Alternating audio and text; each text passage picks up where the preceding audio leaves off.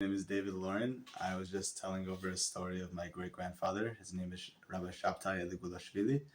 He lost his brother after World War One, and his rabbi in Georgia, the country, sent him to Ukraine with a letter to give to the Rebbe's parents. And the Rebbe's parents took care of my great-grandfather for 11 years in Ukraine, and he knew the Rebbe as a teenager.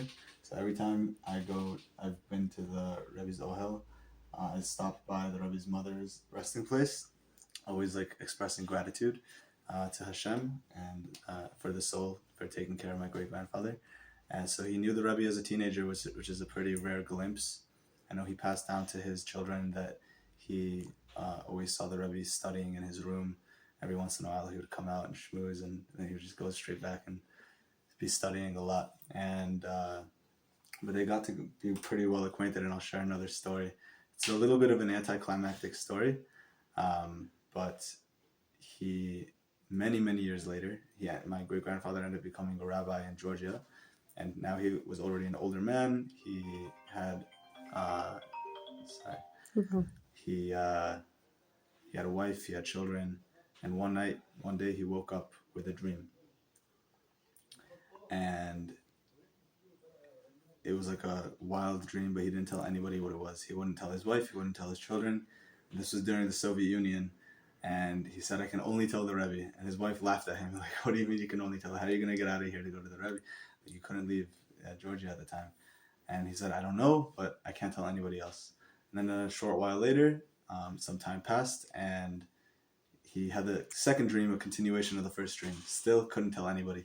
So okay, some time passed. There was eventually an opening in the Iron Curtain. He went to Israel, to Jerusalem.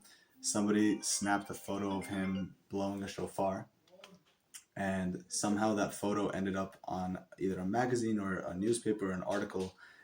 That article or newspaper ended up in New York. Ended up, the Rebbe saw it, he recognized him, and he sent him from Israel to New York to do Kiruv in New York with the Rebbe for a few weeks.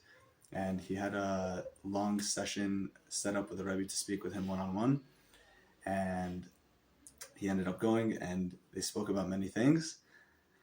And he left the Rebbe's room, he's leaving 770, and pops up in his head that he completely forgot to tell the Rebbe this dream. So he runs back, and there was a guard or somebody in front of the door, and he's like laughing. He's like, "You don't understand. I've been waiting to tell the Rebbe this dream for so long. I wasn't able to tell him.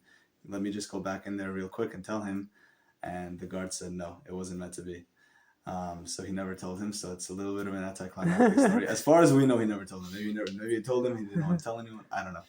But I'll share That's something so else cool. about my great-grandfather. Hold on 1 second.